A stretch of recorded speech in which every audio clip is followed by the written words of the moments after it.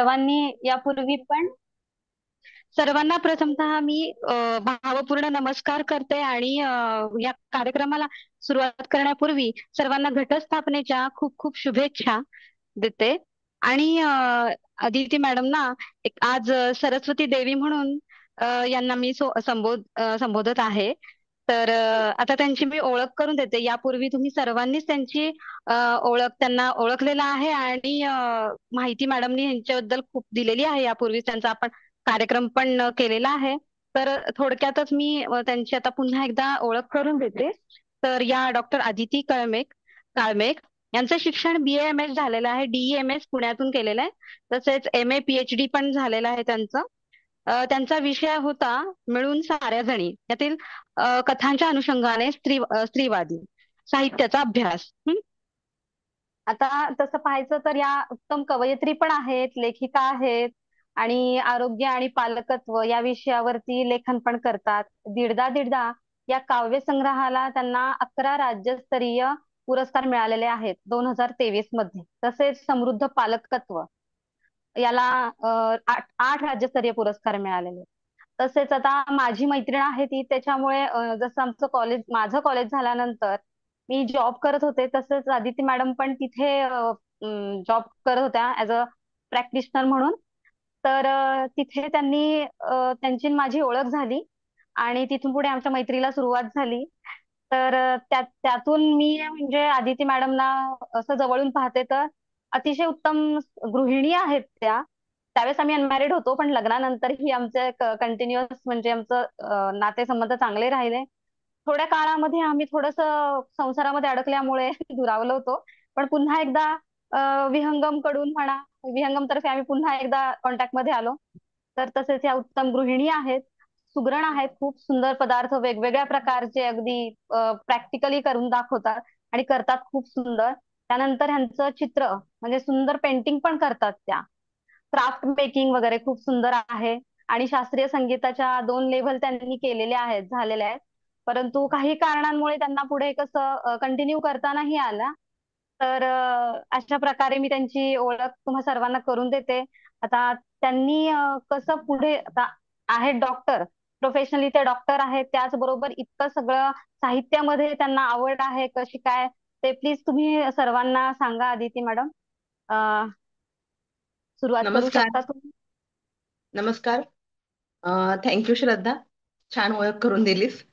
आणि खरं तर मागच्याच मला वाटतं 8-10 दिवसापूर्वीच आपण ह्या तुमच्या विहंगमच्या निमित्ताने भेटलेलोच होतो. तेव्हा आहार आणि एकंदर आपली जीवनशैली ह्या अनुषंगाने मी काही महत्वाचे टिप्स दिलेल्या होत्या. त्यामुळे बऱ्यापैकी सदस्य मला तसे ओळखत असतीलच आता. आज पुन्हा एकदा वेगळ्या विषयासाठी तुमच्या समोर येताना खरं तर आनंद होतोय. आणि मी म्हणाले होते ह्यांना की तसं काही म्हणावं असं मी खूप काही केलं असं मला वाटत नाही. त्यामुळे ह्या विषयावर काय बोलायचं, म्हणजे तसं मी पहिल्यांदाच बोलते आता ह्या विषयावरती.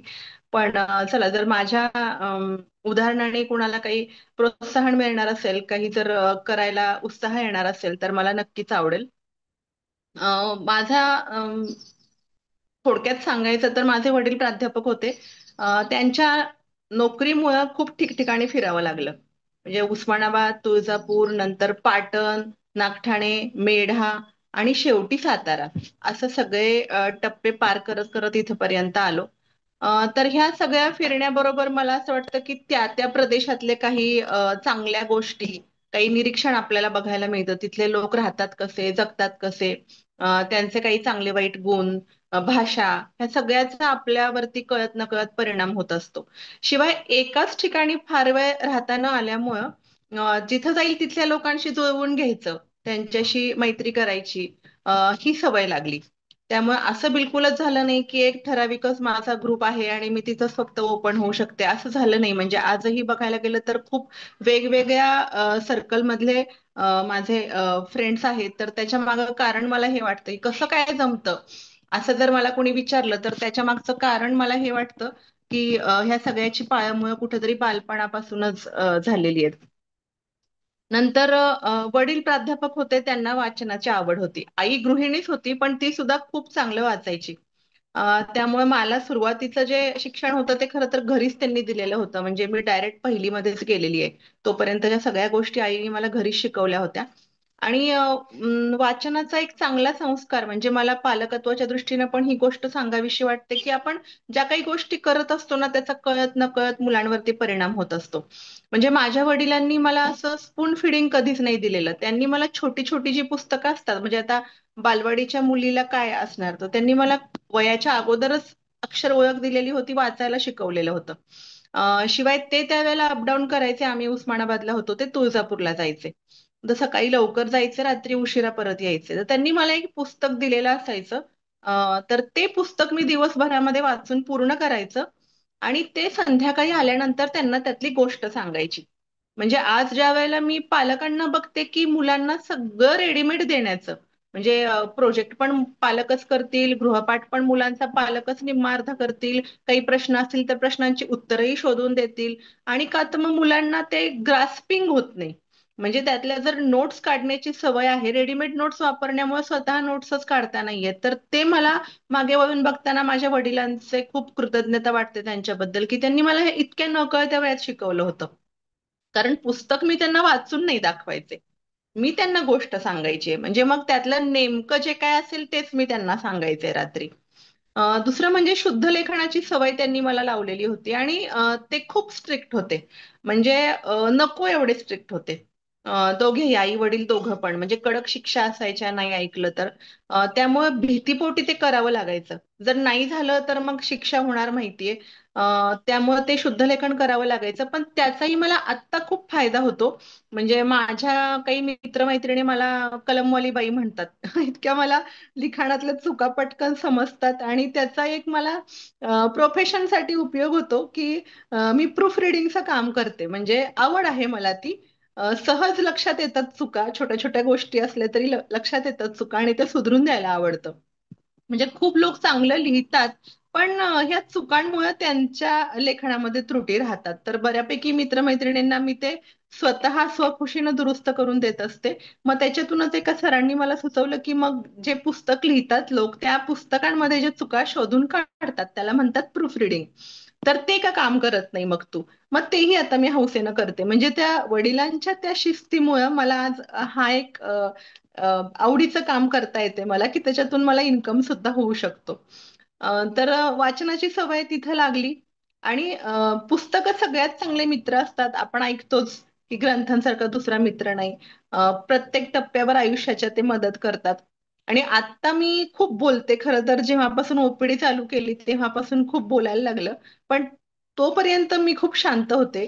म्हणजे श्रद्धानी मला बघितले त्यावेळेला मी बोलायला लागलेले होते, तरी तिला माहिती असेल की आत्ता एवढं मी तेव्हा बोलत नव्हते. त्यापूर्वी तर अजिबातच नाही. म्हणजे अगदी दिवसभरामध्ये मोजून 15-20 वाक्य होत असतील नसतील इतकं. पण त्यामुळे मग माझा सगळा संवाद पुस्तकांशीच व्हायचा. आणि आई वडिलांची एक चांगली गोष्ट ही होती की जेव्हा कळत नव्हतं त्यावेळेला ते पुस्तकं आणून देत होते. म्हणजे त्या त्या वयाच्या टप्प्यावर कुठली पुस्तकं मी वाचली पाहिजेत ते त्यांनी जाणीवपूर्वक आणून दिली. आणि मग घरी तेव्हा चांदोबा यायचं मासिक. पुस्तक त्यावेळेला चांदोबा होतं. किशोर यायचं. नंतर पंचतंत्र, हितोपदेश, आपल्या विक्रमवेता, सिंहासन बत्तीशी, अशी खूप पुस्तकं होती. साने गुरुजींच्या गोष्टी होत्या. आणि त्यांनी अजून एक अशी सवय लावली की कुठल्याही एका साहित्य प्रकाराची मला त्याच्यामध्येच मी रमले किंवा अडकले असं झालं नाही. कारण मला ते वाचनाची इतकी सवय होती आणि शांत स्वभाव, त्यामुळं माझ्यासाठी तो सगळ्यात आवडता छंद होता. म्हणजे जर कोणाच्या मी घरी गेले तर एक 8-10 वाक्य बोलून झाली, काय कसं वगैरे, काही प्रश्नांना उत्तर दिली, कितवीत आहेस वगैरे, की मग काय करायचं हा मला प्रश्न पडायचा. मग त्यांच्या घरातले कागद शोधत बसायचं, काही चालायचं मला वाचायला. वाणसामानाचं यादी असेल किंवा त्या पुढ्या पूर्वी प्लास्टिकच्या पिशव्या होत्या, त्यामुळं आपल्याला माहिती असेल सगळ्यांना किराणा वगैरे पेपरमध्ये गुंडाळून यायचा, ते पेपर चालतील, कसलीही पुस्तकं चालतील.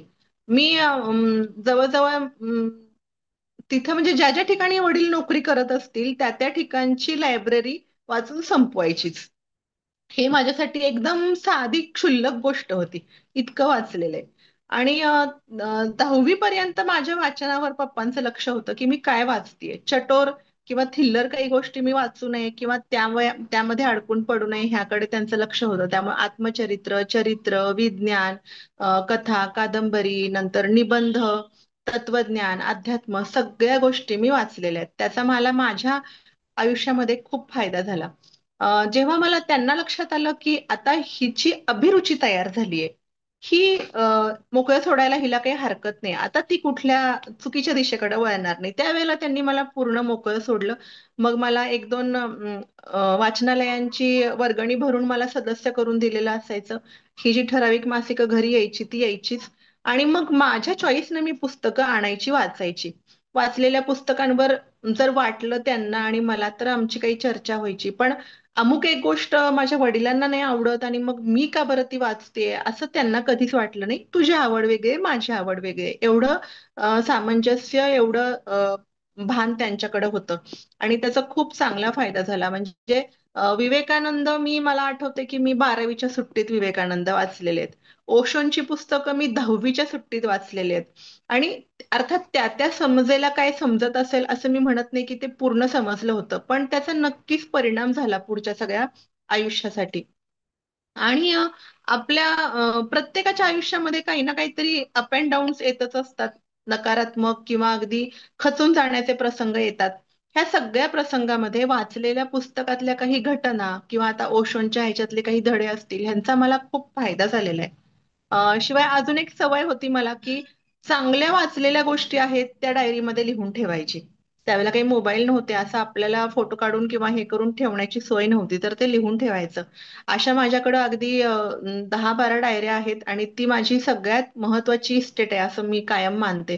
आवडलेल्या कोट्स असतील, पॅरेग्राफच्या पॅरेग्राफ, पानाच्या पानं, कविता, ह्या त्याच्यामध्ये लिहिलेल्या आहेत. आणि जेव्हाही कधी मला असं निराश वाटेल त्यावेळेला मी ते काढून वाचत बसते, खूप आनंद मिळतो. दुसरीकडे मी अभ्यासामध्ये हुशार होतेच, पहिला नंबर कधी सोडला नाही. किंबहुना तो सोडायचा नाही, हा एक हट्टच होता माझ्या घरच्यांचा, त्यासाठी परत शिक्षा व्हायची. त्यामुळे ते एक दडपण होतं मनावरती की पहिला नंबर चुकून चालणार नाही, आणि तो सुद्धा प्रत्येक विषयातही पहिला आला पाहिजे, नुसता पहिला नंबर नाही.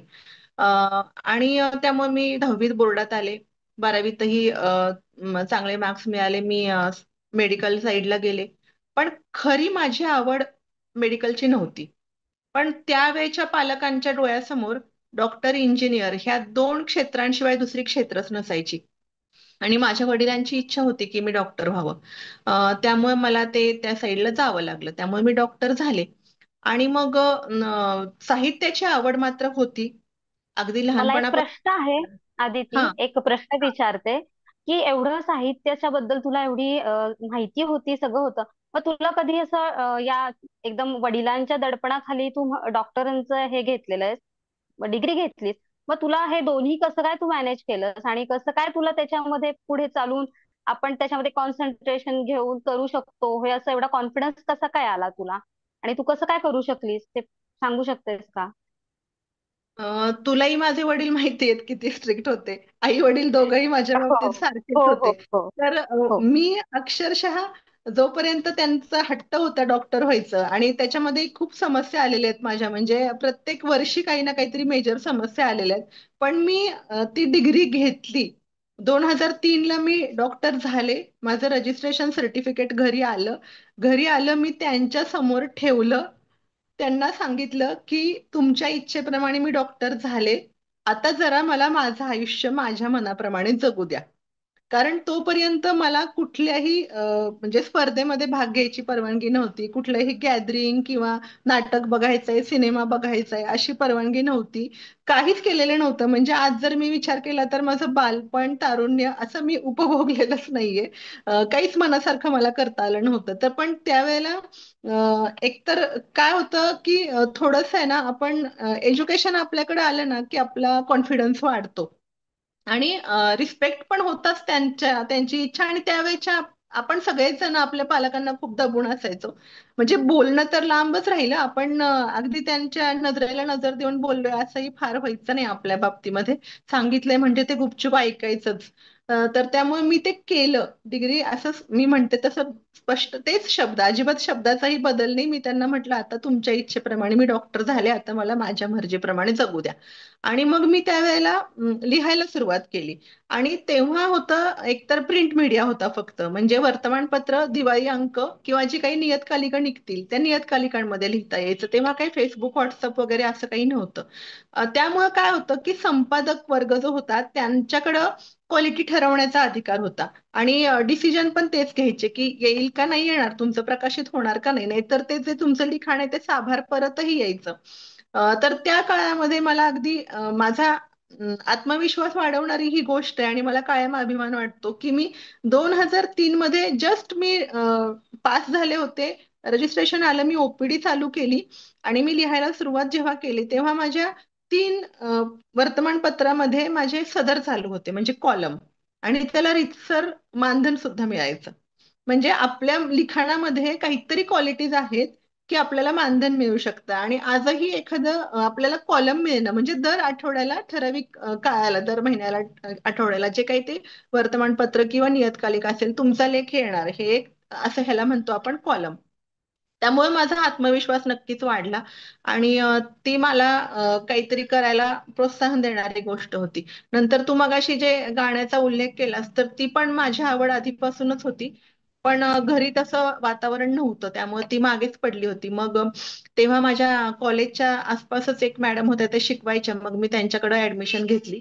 आणि दुसरी एक गोष्ट अशी झाली की इंटर्नशिपला असल्यापासून आम्हाला स्टायपेंड मिळायला लागला. म्हणजे गव्हर्नमेंट कडून एक ठराविक वेतन मिळायचं तिथं प्रॅक्टिस केल्याबद्दल. त्यामुळं पैसाही माझा होता. आतापर्यंत वडिलांच्या पैशावरती चालायचं तर मग त्यांच्या मर्जीविरुद्ध वागून चालणारच नाही. त्यामुळे इंटर्नशिप पासून हे मी काही काही बदल करायला सुरुवात केली. ओपीडी जेव्हा चालू केली तेव्हा ओपीडीचा पण इन्कम होता, पण माझा हट्ट होता की आम्ही तिघी बहिणी, मी मोठी, तर वडिलांना, आई वडिलांना असं कधीच वाटू नये की हिच्या ऐवजी जर एक मुलगा असता तर त्यांनी अमक्या अमक्या गोष्टी आमच्यासाठी केल्या असत्या. तो मी प्रयत्न कायम केला. त्यामुळं जेव्हापासून पास झाले तेव्हापासून ओपीडी मी माझ्या माझ्या पैशाने घातली. स्टायपेंडचे पैसे साठवलेले होते त्याच्यातून ओपीडी घातली. तेव्हापासून एक रुपयाही मी आई वडिलांचा घेतला नाही. म्हणजे हे जे माझे पुढचे छंद आहेत की गाणं शिकत होते त्याच्यातही मला चांगला म्हणजे चांगलं अंग होतं माझं. मला त्याच्यात बी ग्रेड मिळालेली आहे, म्हणजे जी ती मिळणं खूप अवघड असतं असं. पण त्याचा खर्च माझा मी भागवत होते.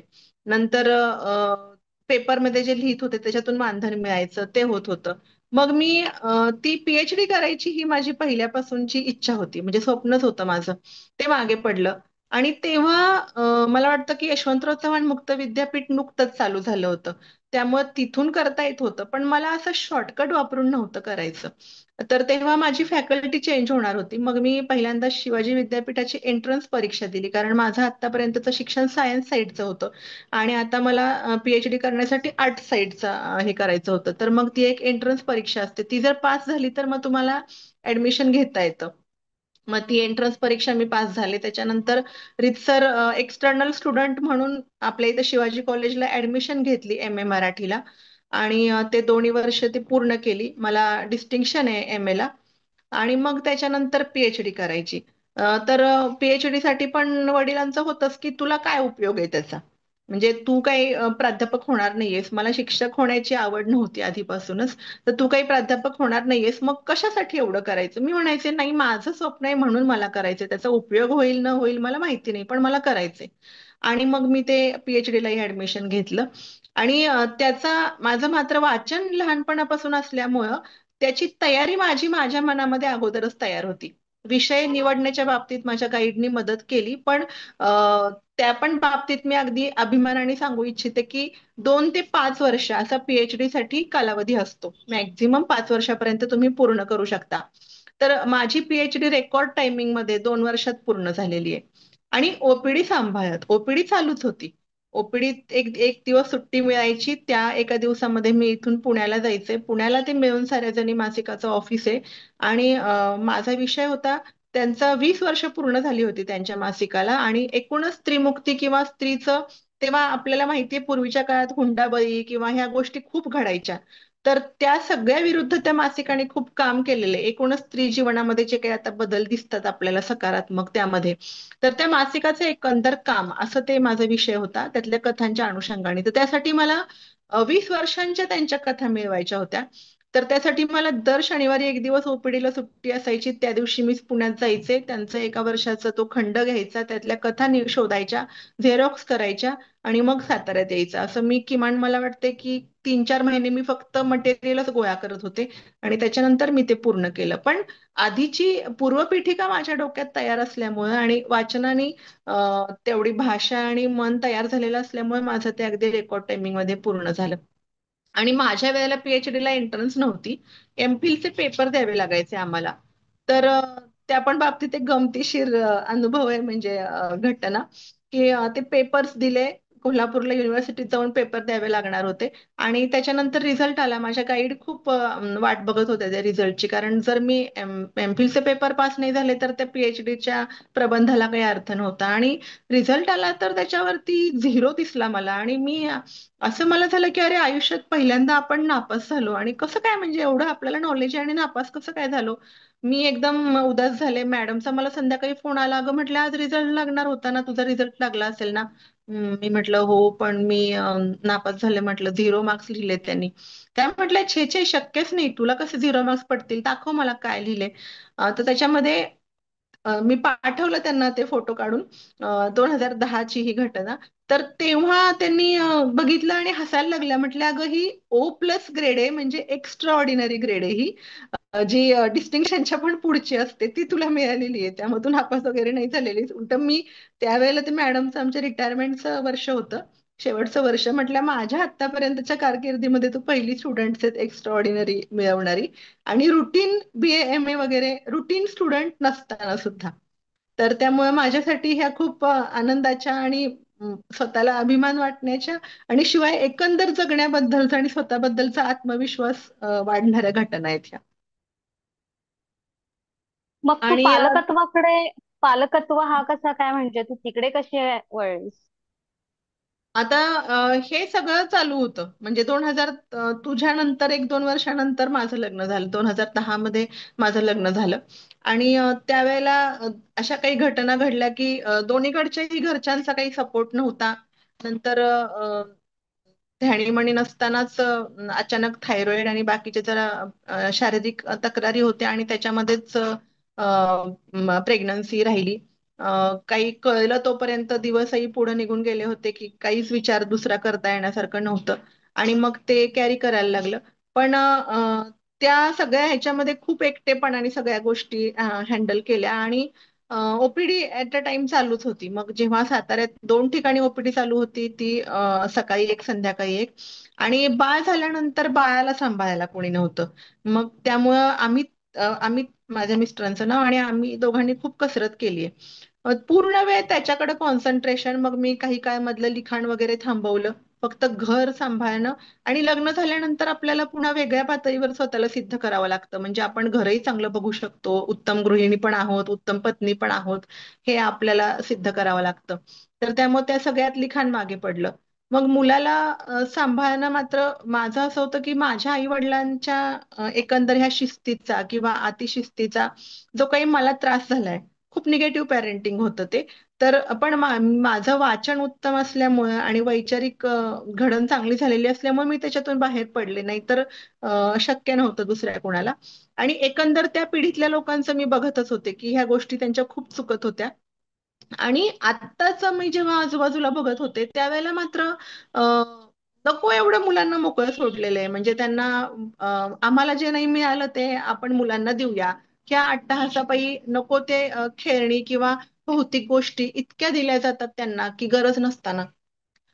त्याचाही दुष्परिणाम मुलांच्या व्यक्तिमत्वावरती होतोय, असं सगळं दिसत होतं. आणि मी मात्र अगदी जाणीवपूर्वक माझ्या मुलाला घडवत होते. त्यामुळं त्या ह्याच्यामध्ये आपण जितकं करतोय, जितकं शक्य आहे तेवढं आपण करायचं, हे माझ्या डोक्यात पक्क होतं. त्याला जेव्हा मी 3.5 वर्षाचा असताना मी त्याला बालवाडीमध्ये घातलं, त्यावेळेला शाळेमधल्या शिक्षिका होत्या. त्या शिक्षिका मला सांगायला लागल्या की अहो, इतरांपेक्षा तुमचा मुलगा खूप वेगळा आहे. म्हणजे तो खूप समंजस आहे किंवा त्याला कुठलीच गोष्ट वेगळी सांगावी नाही लागत, कसलेच त्याचे त्रास नाहीयेत. तर तुम्ही असं नेमकं काय केलंय की हा इतरांपेक्षा वेगळा आहे? तर मग मी त्यांना सांगायचे की हे अशा पद्धतीनं अशा पद्धतीनं. मग ते म्हटलं हे तुम्ही आमच्या पालकांसमोर बोलाल का? आणि तोपर्यंत असं झालं होतं की एकतर ओपीडी हे बाकीचं शिक्षण, नंतर लग्नानंतरचं आपल्या समस्या, ह्या सगळ्या ह्याच्यात बाहेर पडणंच बंद झालं होतं. म्हणजे तोपर्यंत मी शिफ्टच झाले ओपीडीच्या गावी, आणि मग घरातच ओपीडी होती, मूल सांभाळणं, संसार आणि ओपीडी. त्यामुळे घराबाहेर पडणंच बंद झालं होतं. कॉन्फिडन्स हरवला होता की मी काही बोलू शकेन. बरं, जिथं माझा विषय पेशंटशी मी अगदी बोलेन भरपूर, पण असं कुठल्या मॉब समोर बोलायचं धाडस नव्हतं. पण त्या शाळेतल्या शिक्षकांनी ते धाडस दिलं. म्हटलं अहो, आपली छोटीच मुलं आहेत आणि मुलांचेच पालक आहेत, काय तुम्ही गप्पा मारल्यासारखं बोला. आणि मग मी बोलले त्यावेळेला पहिल्यांदा की खरं तर पालकत्वाची सुरुवात गर्भावस्थेपासून होते, प्रेग्नन्सी पासून होते. आपण काय काय खबरदारी घेतली पाहिजे, काय काय केलं पाहिजे, आणि मग आत्ताचं वय का महत्वाचं आहे, म्हणजे किमान 5 वर्षापर्यंत हा काळ किती महत्वाचा आहे आणि आपण कसा वाया घालवतो, हे सगळं मी बोलले आणि त्याला खूप चांगला प्रतिसाद मिळाला. मग त्याचा वर्ग, दुसरा, पुढचा वर्ग, त्याच्या पुढचा वर्ग, असं एक 3 सलग झाले. आणि मग मला ते माझा आत्मविश्वास मिळाला. आणि त्या दरम्यान कोरोना चालू झाल्यानंतर काही एखाद्या वर्षानंतर कोरोना चालू झाला. मग कोरोनामध्ये माझे मिस्टर घरी होते. त्यावेळेला तोपर्यंत ते नेहमी सांगायचे की तू लिही पहिल्यासारखं, परत तुझं लिखाण चालू कर. पण माझा कॉन्फिडन्स हरवला होता की एवढ्या मधल्या जवळजवळ 17 वर्षांच्या काळामध्ये मी काही लिहिलंच नव्हतं. आणि मग आता आपण काही लिहू शकतो हा कॉन्फिडन्सच नव्हता राहिला. मी म्हणायचे नाही, आता मला सुचत नाही, होणारच नाही माझ्याकडून. आणि ते म्हणायचे नाही, असं काही होत नाही, एक डबक्यासारखं झालंय तुझं, एकदा सुरुवात तर कर, फक्त वे आउट होऊ दे, होईल, जमेल आपोआप. आणि मग हो बघूया असं करत मी ते हसून उडवून द्यायचे. आणि कोरोनामध्ये मात्र ते वर्क फ्रॉम होम असल्यामुळं त्यांना माझ्या डोक्यावर बसून लिहून घ्यायला चान्स मिळाला, आणि मग मागं लागायला सुरुवात केली की नाही, लिहायचंच आहेस तू. आणि मग नेमकं त्याच्या अगोदरचे हे माझे पालकत्वाचे सेशन्स जे मी शाळांमध्ये घ्यायचे, त्याला चांगला प्रतिसाद मिळत होता. त्यामुळे मग मी तिथपासूनच लिहायला सुरुवात केली. आणि मग हळूहळू ते लिखाण, आकाशवाणीवर कार्यक्रम, कार्यशाळा घेणं, समुपदेशन, असं सुरुवात झाली. ते आता गेली 12 वर्ष मी त्यामध्ये काम करते. आणि त्याच सगळ्या माझ्या अनुभवांवरती ते समृद्ध पालकत्व पुस्तक लिहिलं 2024 मध्ये. ओके, खूप छान. म्हणजे तू सुंदर प्रकारे हे केलेलं आहे. मग ही दीडदा दीडदा कविता वगैरे, म्हणजे तो काव्यसंग्रह आहे, तो कसा सुचला तुला? आणि ते एवढे छान, म्हणजे 11 राज्यस्तरीय पुरस्कार तुला मिळाले, हे ते कसं काय? म्हणजे हम्म. त्याच्यासाठी तू काही वेगळा अभ्यासक्रम, म्हणजे अभ्यास केलास का काय? म्हणजे असं सांगू शकतेस का? नाही, ते आता काय असं ठरवून लिहून होत नाही, म्हणजे माझ्या बाबतीत तरी होत नाही. काय होतं की आपण त्या बाबतीमध्ये मला माझ्या दवाखान्याचा खूप उपयोग होतो. कारण अजूनही एकतर जाणीवपूर्वक ग्रामीण भागात दवाखाना काढायचा हे माझं ठरलेलं होतं, कारण जिथं गरज आहे तिथंच आपण सेवा द्यायची. उगाचच सिटीमध्ये काढायचं आणि एकमेकांशी कॉम्पिटिशन करत बसायची, त्यापेक्षा अशी खूप गाव आहेत की जिथं काही सुविधाच मिळत नाही, तिथं जाऊन ओपीडी टाकू. त्यामुळे माझे पूर्वी जेव्हा दोन ओपीडी होत्या, तेव्हाही त्या ग्रामीण भागातच होत्या, आणि आता मी एका गावी शिफ्ट झाले, ती पण ग्रामीण भागात आहे. तर एकतर ते लोक अघळ बोलणारे असतात, शिवाय फॅमिली डॉक्टर ही संकल्पना त्यांनी अजून जिवंत ठेवली आहे. त्यामुळे आता ह्या ज्या गावी मी राहते, साताऱ्यातल्या कारंटवाडी म्हणून, तिथं मला 23 वर्ष झाली आहेत. म्हणजे लग्नाआधीपासून मी तिथं ओपीडी आहे माझी.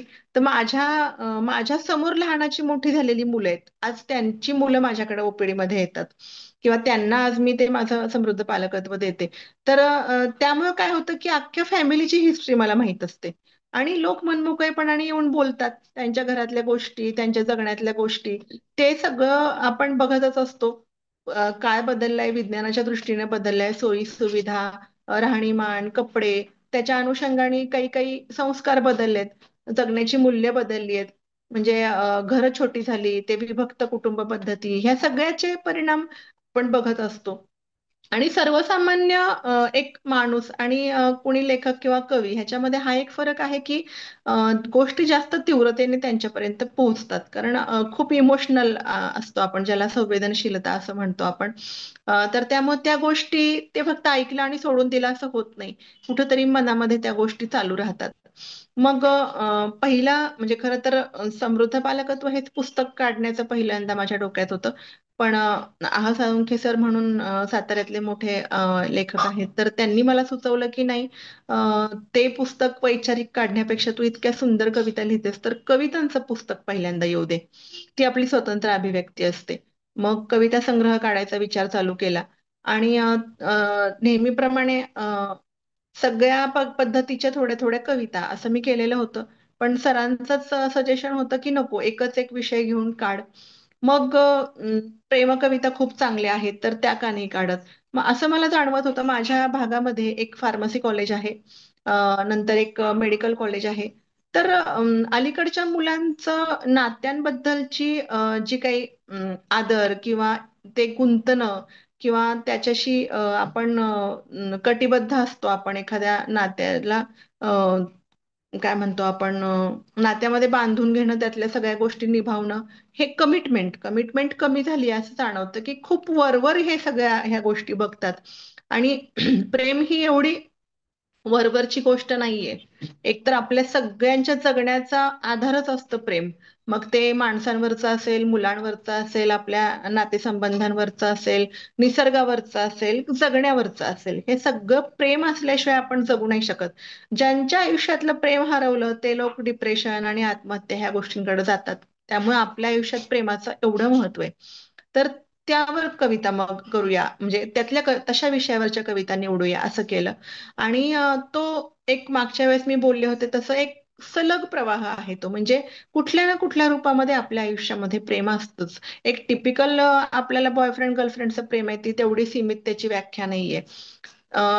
आणि शृंगार हा पण आपल्या आयुष्याचा एक अविभाज्य भाग आहे, पण तो किती चांगल्या पद्धतीने डिग्निटीने होऊ शकतो, हा विषय घेऊन मग मी त्या कविता संग्रह तो हे केला, दीडदा दीडदा.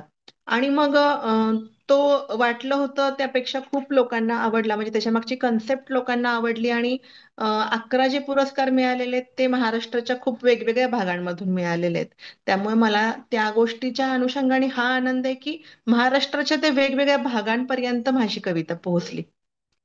आणि बाकीच्या ज्या आपल्या सिरियस गोष्टी घडत असतात, काही वैचारिक, काही सामाजिक, म्हणजे अजूनही मला असं जाणवतं की इकडं ह्या ग्रामीण भागामध्ये, म्हणजे साताऱ्यापासून फक्त 14 ते 15 किलोमीटर अंतरावरती आहे हे, पण खूप फरक आहे स्त्रियांच्या आयुष्यात साताऱ्यातल्या आणि इकडच्या.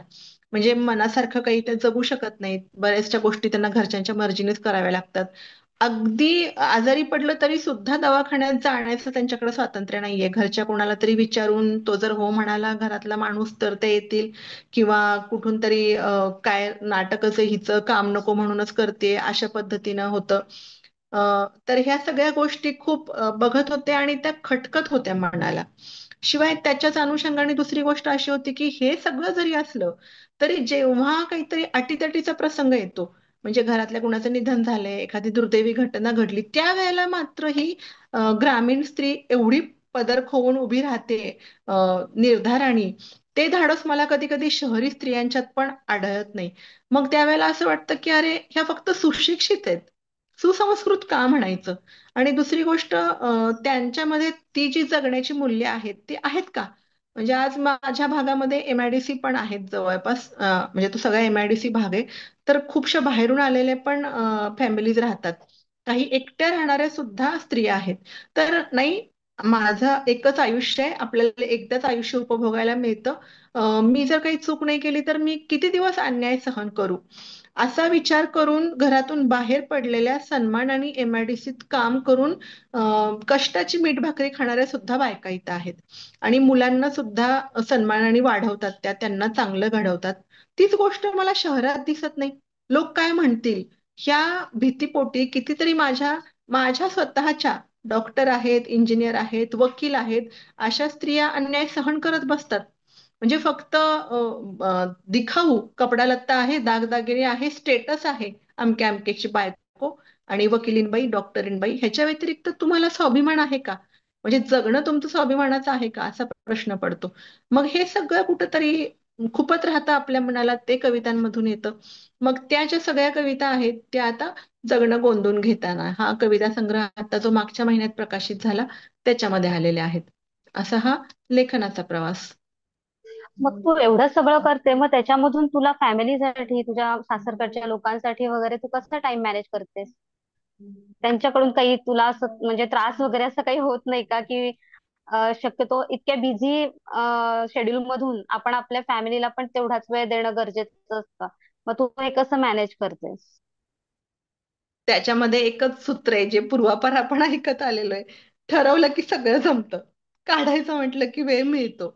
म्हणजे तसं म्हणायला गेलं ना तर वेळ नाही हे मला वाटतं पळवाट आहे. म्हणजे प्रत्येक गोष्टीसाठी असेल, मग ते नाही व्यायाम मला तसं सांगितला तर. नाही मला तसं म्हणायचं नाहीये की वेळ ठीक आहे, पण अपेक्षा ज्या असतात इतरांच्या, ज्या घरातल्यांच्या आपल्याकडून ज्या अपेक्षा असतात, त्या अपेक्षा पूर्ती, त्या कशा पूर्ती होतात? की त्याला बाबा आपल्याला आहे ना प्रायोरिटी ठरवायला लागतात. म्हणजे एक एक गोष्ट हा प्रत्येक बाईनी लक्षात ठेवायला पाहिजे की एक तर आपण सुपर वुमन नाही आहोत. आज आपण नवरात्रीची सुरुवात होतीये ना, तर एक गोष्ट लक्षात ठेवायची की आपण सुपर वुमन नाही आहोत. म्हणजे मी सगळं करू शकते हा एक अट्टहास असतो आपल्या सगळ्यांचाच. आणि मी कुठेही कमी पडत नाही हा एक कुठेतरी अहंकार असतो. त्याच्यापायी आपण खूप गोष्टी करत राहतो. हे पहिलं महत्वाचं सूत्र मला ह्या निमित्ताने सांगावंसं वाटेल की ह्या गोष्टीवर प्रत्येक बाईने विचार करावा. दुसरी गोष्ट म्हणजे सासरचे असो, माहेरचे असो किंवा आपल्या घरातले असो, आपण ऍट अ टाइम सगळ्यांना खुश नाही ठेवू शकत. आणि ते खुश ठेवत असताना जर आपण आपल्या स्वतःवर अन्याय करत असू, तर आपण स्वतः जर खुश राहत नसू तर मग त्याचा काही उपयोग नाही. आणि अपेक्षा कशा असतात माहितीये का, त्या नेव्हर एंडिंग असतात. म्हणजे त्या कधीच संपू शकत नाहीत.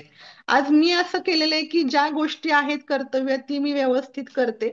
म्हणजे आता समजा मी कार्यक्रम करते, आता आज मी कार्यक्रम करायचाय मला, तर मी मुलगा आहे आज घरामध्ये, त्याचं जेवण त्याचं सगळं मी करून ठेवलेलं आहे, त्याला दूध दिलेलं आहे, त्याची क्लासची तयारी करून ठेवलेली आहे.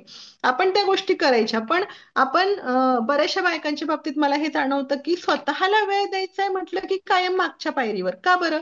म्हणजे आपण जर इतरांसाठी एवढं करत असू तर आपला अधिकार आहे, आपला हक्क आहे तो थोडा वेळ स्वतःसाठी मिळणं.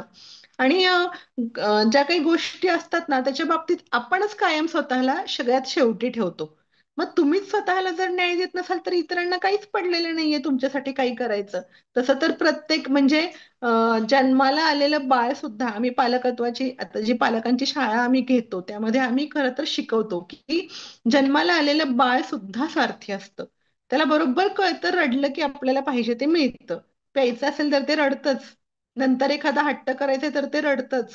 घरामध्ये 5 माणसं असतील तर कुणाजवळ रडलं म्हणजे आपल्याला पाहिजे ती गोष्ट मिळते हे त्या छोट्याशा जीवाला सुद्धा बरोबर माहिती असतं. तो एक मूलभूत गुण आहे आपल्या सगळ्यांच्याकडं. त्यामुळं आपण मात्र त्यांच्याशी करताना हे स्वतःला न्याय देत नाही. तर त्यामुळं एक ठराविक ठरवून घ्यायच्या की ह्या ह्या गोष्टी मी पूर्ण करणं गरजेचं आहे, त्या त्या गोष्टी करायच्या. घरातल्या आज माझ्या घरामध्ये कुठल्याही कामाला बाई नाहीये. मी सगळ्या गोष्टी मॅनेज करते कारण मला पाट्या टाकायला आवडत नाही आणि ते काम मला ज्या पद्धतीने काम करतात ते काम मला पटत नाही. तर मी प्रायोरिटी घरातल्या कामात पण ठरवलेल्या आहेत. कुठल्या गोष्टी रोज करायच्या आहेत, कुठल्या एक दिवसाआड करायच्या आहेत, कुठल्या आठवड्यातून एकदा करायच्या आहेत. आणि काही काही कामांमध्ये आपण घरच्यांना पण इन्व्हॉल्व करायचं. म्हणजे आता घरातली छोटी मोठी कामं आहेत तर मुलं आजकाल आपली शिकायला बाहेर जातात, कुठं नोकरीसाठी बाहेर जातात. कोरोनामध्ये बघितलं की जेव्हा कामवाल्या येत नव्हत्या तेव्हा खूप हाल झाले लोकांचे. तर मग काही छोटी मोठी कामं मुलगा मुलगी कोणी असो त्यांना आली पाहिजेत. तर त्या सवयी लहानपणापासून मुलाला लावलेल्या आहेत. म्हणजे अगदी छोट्या गोष्टी असतात. आपली आपली बॅग आपण भरायची, आपले आपले कपडे उचलून आपण अडकून ठेवायचे, आपले आपले कपडे धुवायला टाकायचे, खेळणे आपली आपली उचलून ठेवायची. ह्या सगळ्या गोष्टी लहानपणापासून ठेवल्या तर घरातल्या बाईचा खूप वेळ कमी होतो. मिस्टर पण त्यांची त्यांची कामं छोटी छोटी करतात. त्याच्याही शिवाय नेव्हर एंडिंग कामं असतात घरातली, हे मान्य आहे, ती मी करते. म्हणजे त्याच्यामध्ये मला मनापासून आनंद आहे. तर त्यामुळे मी म्हटलं की ठरवलं की ह्या गोष्टी होतात. आणि जेव्हाही मी बाहेरगावी पण जाते म्हणजे कार्यक्रम जे आमचे कवितांचे कार्यक्रम आहेत किंवा अभिवाचनाचे कार्यक्रम आहेत ते महाराष्ट्रभर केलेले आहेत. म्हणजे एकंदर 37 कार्यक्रम असे केलेले आहेत. शिवाय साताऱ्यामध्ये कार्यक्रम सतत चालू असतात. तर त्यावेळेला जे 3-4 तास जाणार, तर तेव्हा आपल्याला गिल्टी नाही वाटलं पाहिजे की मी माझ्यासाठी वेळ दिला. हे पहिलंच तत्व. आणि त्या कामांची तजवीज आपण अगोदर केलेली असल्यानंतर घरच्यांचं काही नडत नाही. हळूहळू त्यांनाही त्या गोष्टीची सवय होते.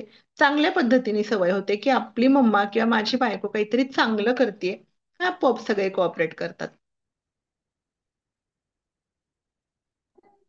खूप छान सांगितलंस तुझ्याबद्दल. अजून काही आमच्या म्हणजे सभासदांना काही तू मार्गदर्शन करू इच्छितेस का? काही तू म्हणजे ह्या तू अनुभव घेतलेला त्याच्याबद्दल काही? म्हणजे मागच्या वेळेस मी सांगितलं तो आरोग्य सगळ्यात महत्वाची गोष्ट ह्या सगळ्यामध्ये. आज नवरात्रीच्या निमित्ताने परत मी सांगेन की प्रत्येकीने स्वतःला न्याय द्या, स्वतःच्या आरोग्याकडे लक्ष द्या, स्वतः वेळेच्या वेळी खा प्या. इतरांचं करण्यामध्ये स्वतःच्या आरोग्याच्या तक्रारींकडे दुर्लक्ष करू नका. आज डायबिटीस सारखी गोष्ट आहे, थायरॉइड आहे, कॅन्सर आहे महिलांमधला, हे प्रमाण खूप वाढतंय. आणि ह्या गोष्टी एक्स्ट्राचं टेन्शन घेणं म्हणजे घरातल्या सगळ्यांची कामं आपणच करायची, आपणच सगळ्यांच्या हातात द्यायचं, सगळं धावून धावून पुढं करायचं. ऑफिस मधली कामं करायची, ज्या नोकरदार स्त्रिया असतील त्यांचे तर हाल म्हणजे कुत्रं विचारत नाही अशा असतात, सगळं जर करायचं म्हटलं तर. तर ह्या सगळ्यामध्ये मानसिक ताणतणाव वाढतोय आणि त्यामुळे थायरॉइड आणि हायपर टेन्शनचा शिकार होतो आपण. दुसरी गोष्ट म्हणजे ब्लड टेस्टच्या बाबतीमध्ये दुर्लक्ष नाही करायचं, कारण कॅन्सर असेल किंवा शुगर असेल ह्या गोष्टी आपल्याला स्वतः टेस्ट केल्याशिवाय समजणार नाहीयेत. चष्मा, डोळे आपल्या एकंदर सगळ्या व्यक्तिमत्वातले आणि शरीरातले सगळ्यात महत्वाची गोष्ट आहे आपले डोळे. तर त्याकडं पण खूप बायका दुर्लक्ष करतात, म्हणजे अगदी एज्युकेटेड स्त्रियांना सुद्धा ते चष्मा म्हणजे आपल्यातलं व्यंग असं वाटतं. तर नाही, 45 नंतर नजर कमी होते. तर आवर्जून प्रत्येकाने डॉक्टरांकडे जाऊन दरवर्षी डोळे चेक केले पाहिजेत. नंतर शुगर तपासली पाहिजे. आणि हा एक खूप मोठा गैरसमज आहे की तपासण्या केल्या तर नको बाबा काहीतरी मागे लागेल. उलट वेळच्या वेळेलाच कळालं तर आपण वेळीच त्याच्यावरती उपचार करू शकतो. आणि कुठलीच गोष्ट अंगावर काढायची नाही.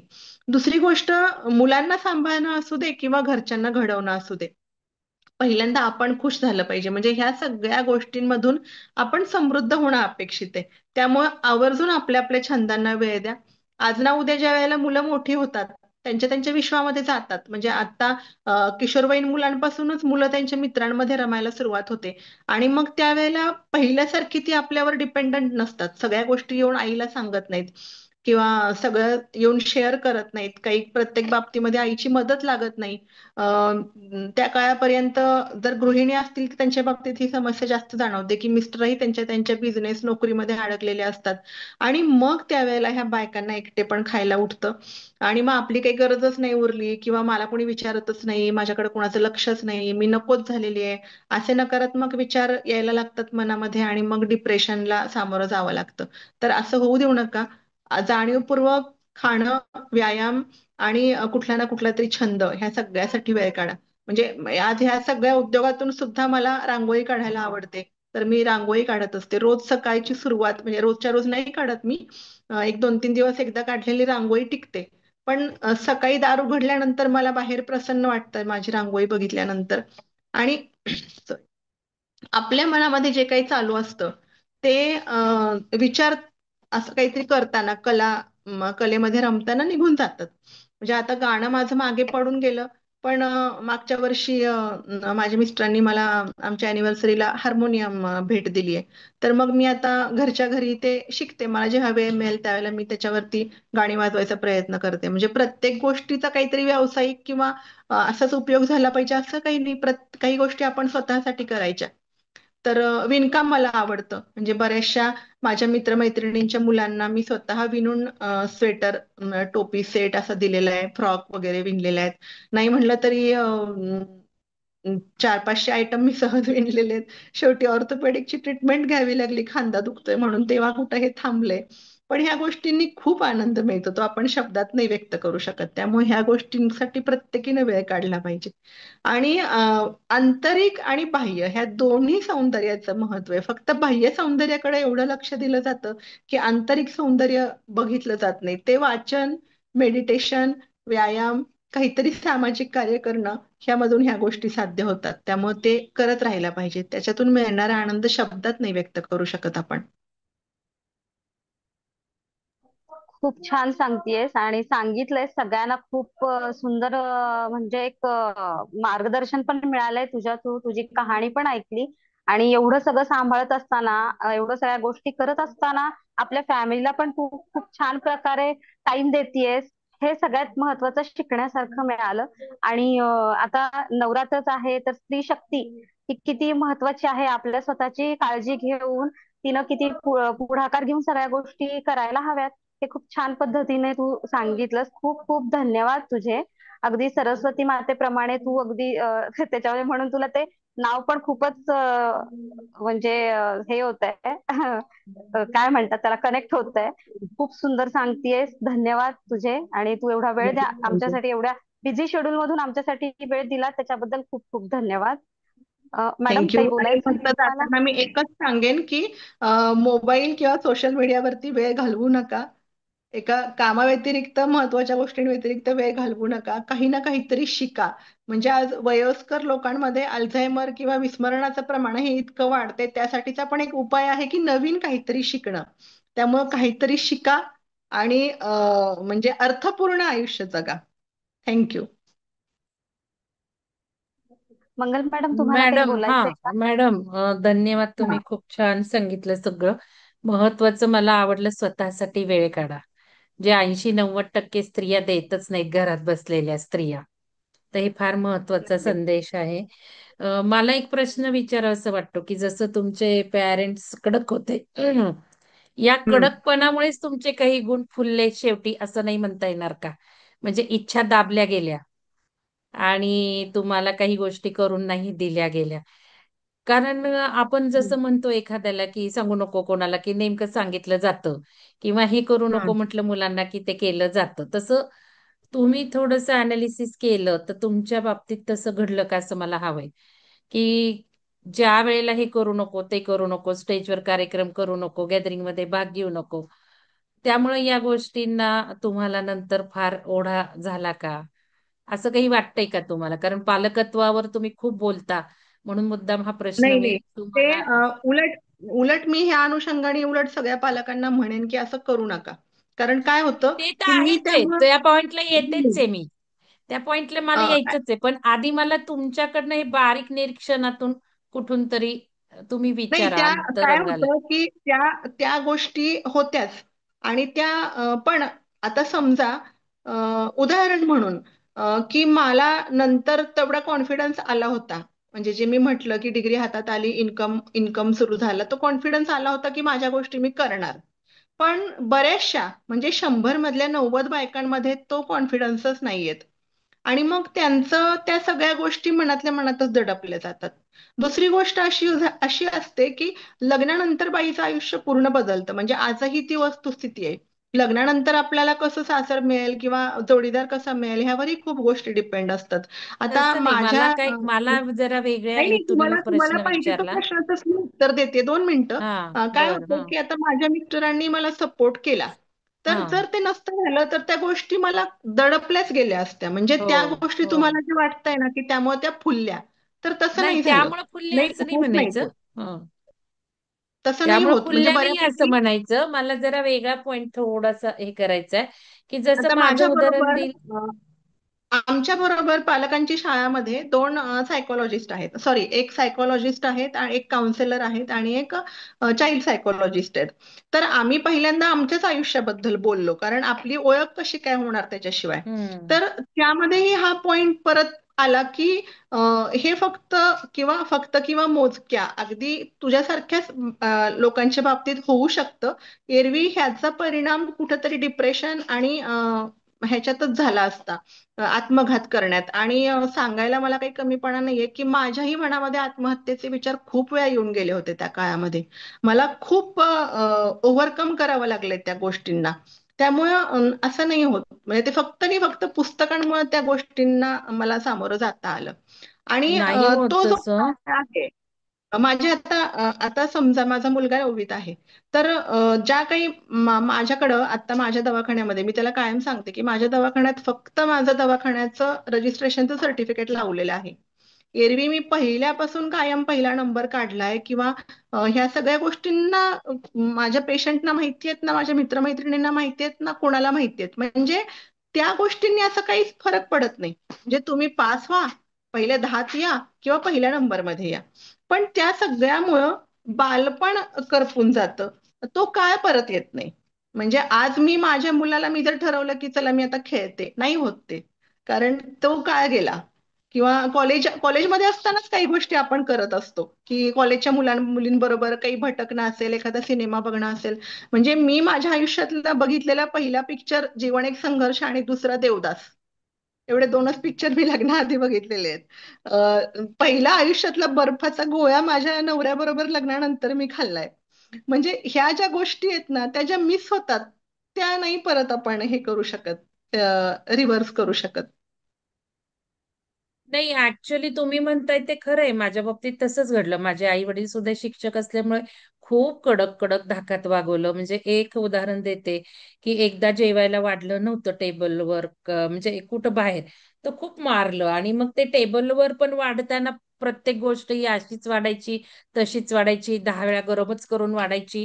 यातून मला जेवढं इरिटेशन झालंय ना, वाढणं, जेवायला वाढणं, हा प्रकार मला हम्म. नॉशय म्हणजे आता सुद्धा नाही मला हम्म. करावंसं वाटत. क्वचितच मी बरोबर. तो प्रकार करते. तर हे हम्म. सगळ्या नकारात्मक गोष्टी घडतात आपल्याला आई वडिलांनी बंधनात ठेवल्यावर. मला सुद्धा बऱ्याचदा लहानपणी आत्महत्या कराव्या लागल्या. मी पण सतत सदैव पहिलीच असायची. सतत ते सगळं गुण गुण आणि बेस्टच वागायचं, चांगलंच वागायचं, असं दडपशाही होती. आणि मग 10वी नंतर खेळ बंद केले. हे सगळ्या गोष्टीतनं मी गेलीये आणि त्याचे नकारात्मकच परिणाम होतात हे मला माहितीये. तुम्ही पालकत्वावर सेशन घेता तर हे करू नये. किंबहुना आता डॉक्टर अमृता मॅडमचं आमचं सेशन झालं, ते हेच सांगत होत्या की मेंदूवर कसे परिणाम घडतात आपण जर मुलांना काही म्हणजे साधं हम्म. आपण मुलांकडं दुर्लक्ष करतो पाहुणे आल्यावर. आणि हम्म. पाहुणे आल्यावर हम्म. दुर्लक्ष केल्यावर आपल्याला माहितीये लहान मुलं आपल्याला खूप त्रास देतात. म्हणजे पाहुणे हम्म. असताना सुद्धा सतत लक्ष अट्रॅक्ट करण्याचा प्रयत्न, मला त्याचं कारण आज कळलं की एवढं लक्ष अट्रॅक्ट हम्म. करण्याचा प्रयत्न ते का करतात, रडतात का, हट्टी त्यांना का वाटतं बनतात. त्यांच्याकडे तर दुर्लक्ष त्यांनी होतंय. आज सांगितलं की दुर्लक्ष करणे आणि मेंदूवर किती विपरीत परिणाम होतो, हे आज मला कळलं. बरोबर. तर बरोबर. याच्यामध्ये या सगळ्या गोष्टी माहिती आहेत. पण तुम्हाला प्रश्न विचारण्यामागं एक असं होतं की मध्ये आम्ही एक पुस्तक गाजलेलं वाचलं अमेरिकेतलं, द सेलेस्टाईन प्रोफेसी म्हणून.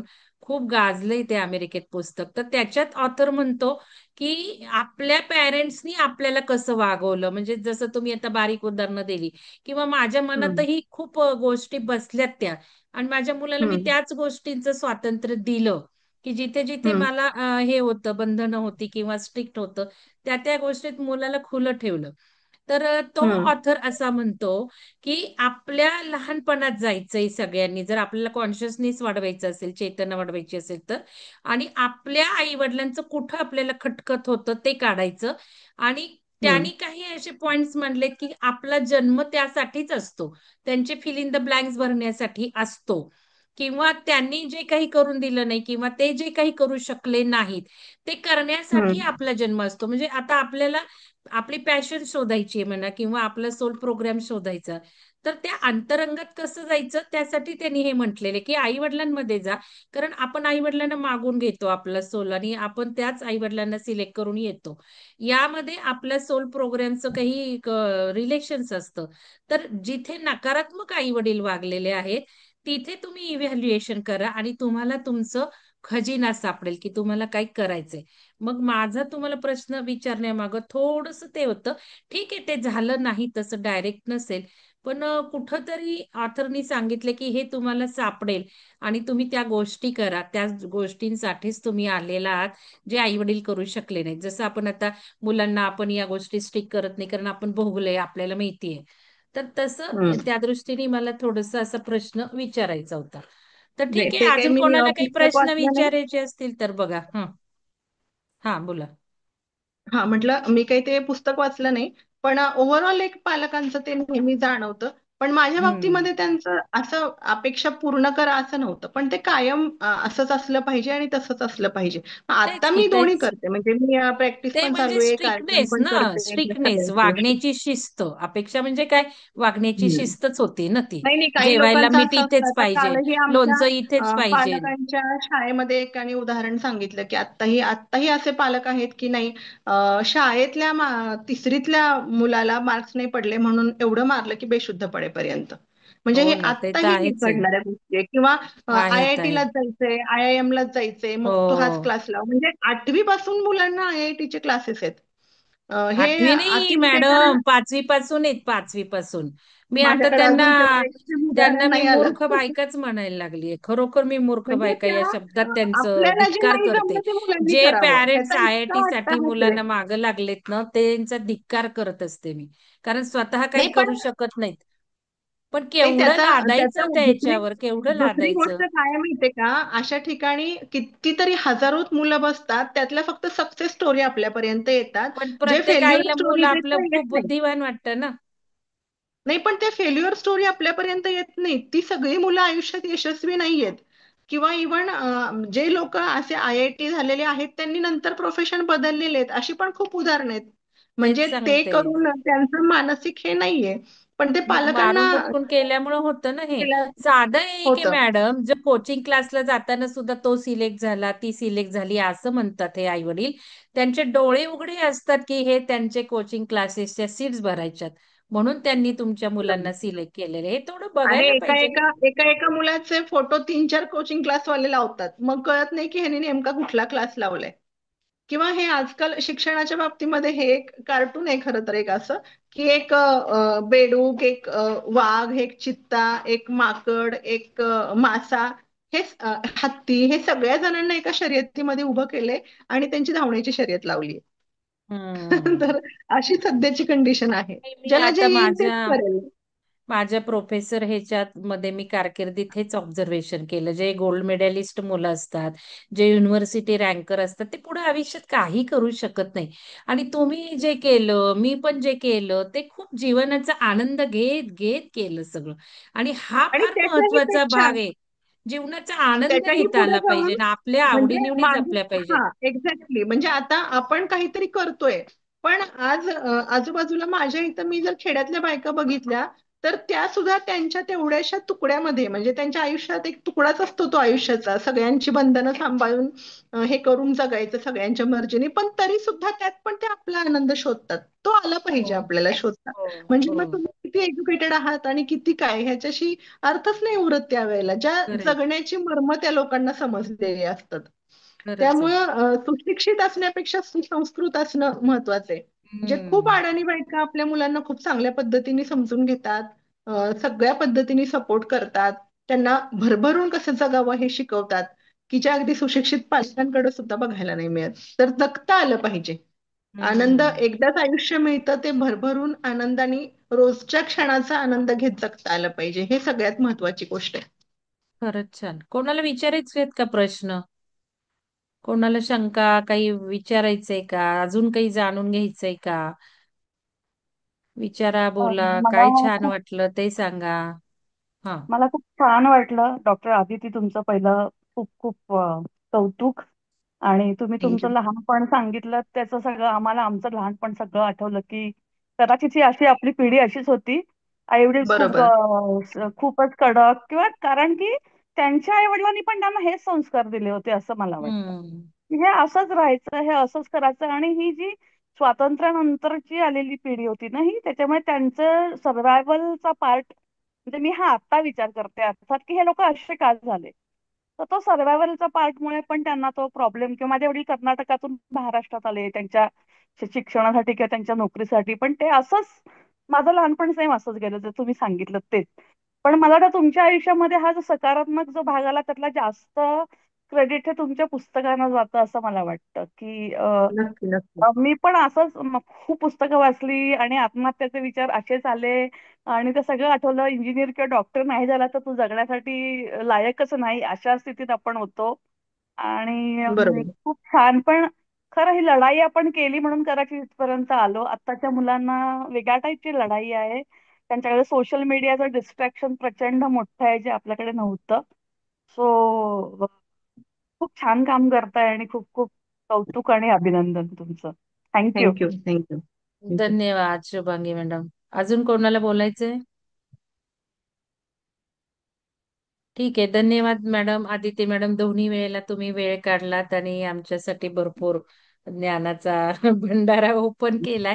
मोटिवेशन मिळाले. जरूर लिहा. जरूर आपल्या मनातली स्पंदनं पेपरवर उतरवा, कविता करा, लेखन करा आणि जे काही आपल्यातलं आहे ते फुलवत चला. तर आपल्याला एक थँक्यू. आणि गायडन्स नवरात्रीच्या मिळालाय. निमित्ताने सगळ्यांना हीच शुभेच्छा की थोडं तरी स्वतःसाठी जगा. येस, तो फार महत्वाचा संदेश आहे. खूप छान सांगितलं तुम्ही. धन्यवाद. सगळ्यांना धन्यवाद. चला भेटूयात आपण संध्याकाळी ओंकार ध्यानाला.